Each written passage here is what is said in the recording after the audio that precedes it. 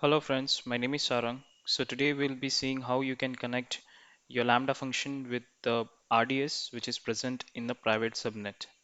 Okay, so let's look into that. So right now I have created a RDS with the name called private RDS MySQL. It is not private right now because as you can see this option publicly accessible is yes. That means anyone who has this endpoint, okay, with the username and password can connect to this RDS and which is not safe. But let's look how we can connect with this RDS now. So I'll select this endpoint. Now I'll go to my MySQL client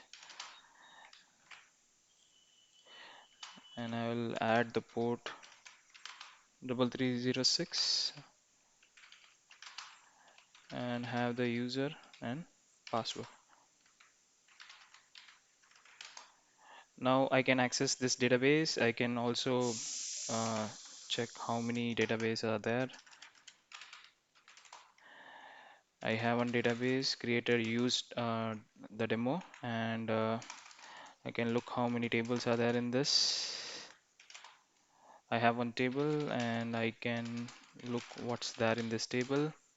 So all these things are not safe as this is publicly available. Anyone can access to this database. And I have one Lambda created which can access the database directly and it requires no extra configuration because it is publicly accessible. So what I'm doing in this Lambda function is I'm inserting the data and I'm fetching the data. So let me change this uh, data. Okay, so their problems and I will write their problems again. So as you can see here I have two attributes, name and address. That is what I'm trying to write over here, and I will deploy it since I made changes, and I will click on test. So it is showing transaction completed, and it is also fetching all the data from the database. You can verify it from here as well. So I have added one data. Okay, so now the thing is, this is not a very good thing to do to have the database in the publicly accessible mode. You need to add the RDS into your private subnet. Okay, so how we can do that? There are a couple of steps that we need to configure in order to add the RDS into your private subnet. So let's first go to the route tables. So in your VPC, you have your route tables. So here you can see that this route table under the routes, it is connected to internet gateway. That means it is publicly accessible. All the subnet inside this route tables are public. So let me scroll this up. So there are three subnet in total. There are three subnet in the region Mumbai. So let's look into that. Yeah, there are three subnets, and all the three subnets are in the public subnet. Sorry, public route. Okay. Now, what I will do is I will create a new route table which will have only the subnets which we need to make it private. Okay. So I will write private RT subnet. Okay. Here I will add the VPC and I will create the route table. Now I have to associate routes, I have to associate the subnets which I want to make private. Okay. So what I will do is I will select these two subnets which I want to make it private. Okay. And all the resources under this subnets would be private and it won't be publicly accessible. Okay. So if I can go to the route table now, I have one route table new created where it consists of two subnets. Okay, since I have added the two subnets into this route table will have only one subnet. So let's look into that. I'll click on this. So subnet association will have only one subnet. Okay, so that means in total there were three subnets and two subnets are been added into private RD's subnet route table and one it is in this public route table. Okay, so now let's look and confirm like we have did the subnet association happen or not. Yeah, we have two subnets. Okay, and how actually it is private because we don't have the internet gateway over here. So that means this is a these two subnets are private. Okay, so now how to make RDS to how we can add the RDS into private subnet is we have to click on this modify option and we have to turn that publicly accessible option to no. Okay, so let's do that.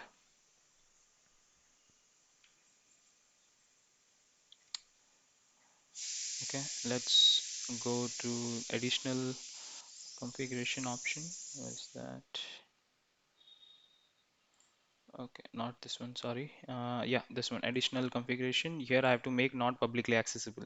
So it is written when a database instance is not publicly accessible, EC2 instance and divide outside your VPC can't connect unless they use the VPN or direct connect. Okay, so right now I'll select this option and I'll continue. And I want to make it apply immediately. I don't want to schedule it. So now I'll refresh this. This will available status will turn into modifying. I will hard refresh again.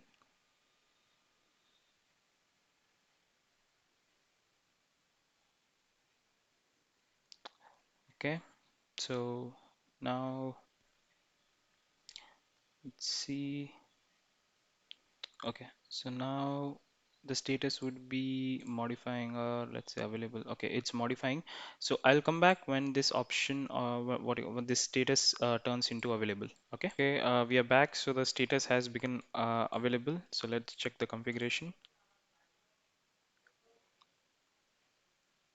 So now you can see the option publicly accessible is no. That means we cannot access the database publicly.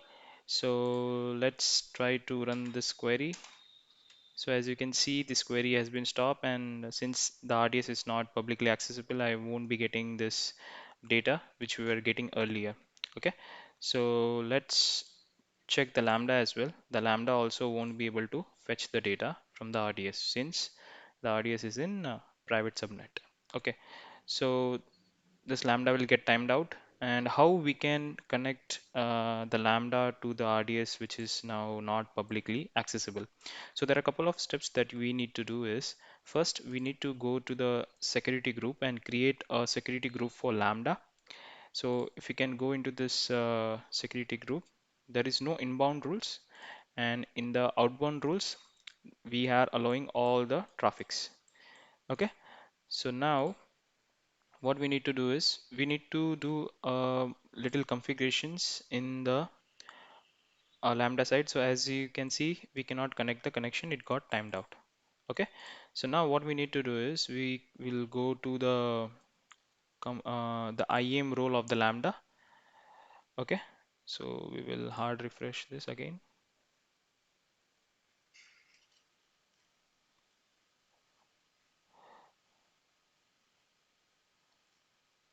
Okay, so we since we okay, we need to add this uh, policy into the Lambda's IAM role, which is AWS Lambda VPC access execution role. Okay, so in this role, what policies we have is we have granted access to create network interface, describe network interface, delete the network interface. All these APIs are required in order to connect to the VPC where your RDS is present. Okay, so basically what we need to do is first we need to create a security group, okay, with these rules. And the second step is in your Lambda's IAM role, you need to add this policy where AWS Lambda VPC access execution. This is a managed policy. Okay, so once you add this, you have to go to the configuration and click on VPC and edit this. Okay, so basically the Lambda is in different VPC. Now we are adding the Lambda into our VPC where the RDS is present. Okay, so here in the subnets, we need to select the two subnets which are present in the private. Okay, which are private subnet means if you can go to the route table.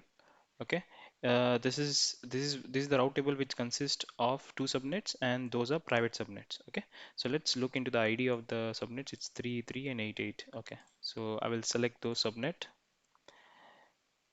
3 3 and 8 8. Okay, so I have selected these two subnets, and these two subnets are private ones. Okay, so we also have to select the the security group that we created for this Lambda. Okay, so again, I will tell that the Lambda is present in its own VPC.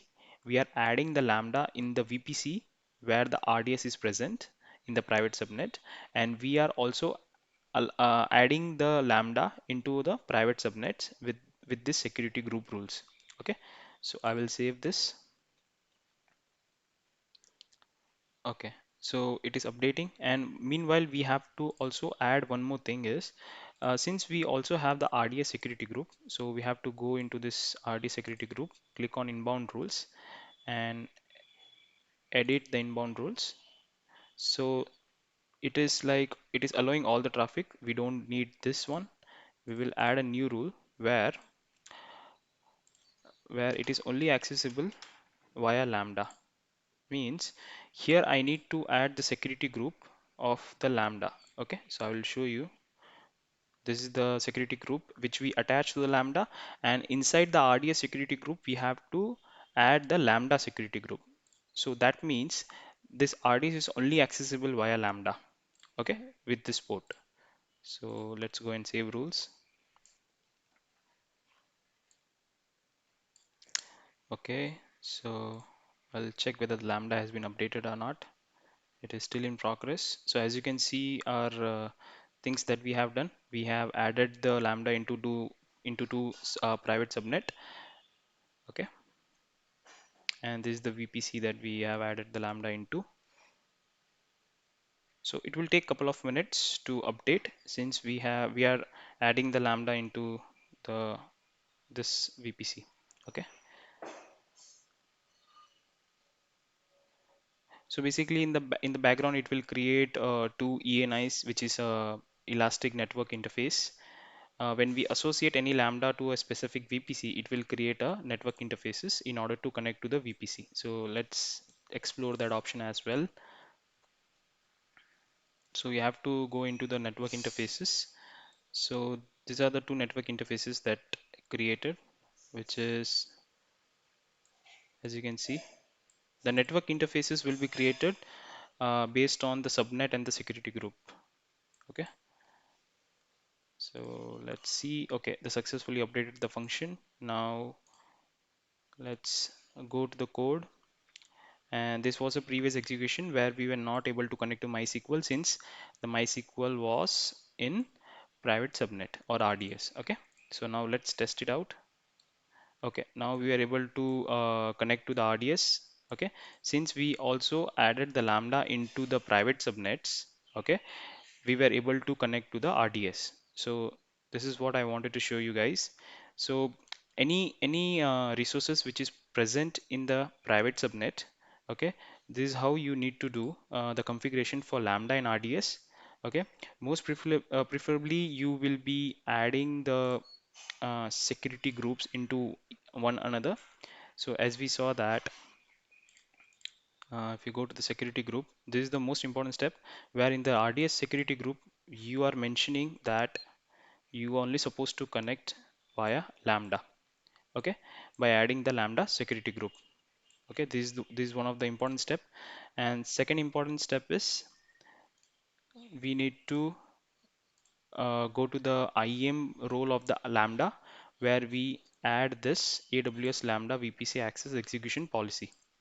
Okay, so make sure you follow these steps and you will be able to connect to your RDS which is present in the private subnet. Okay, thank you guys and have a great day. Bye.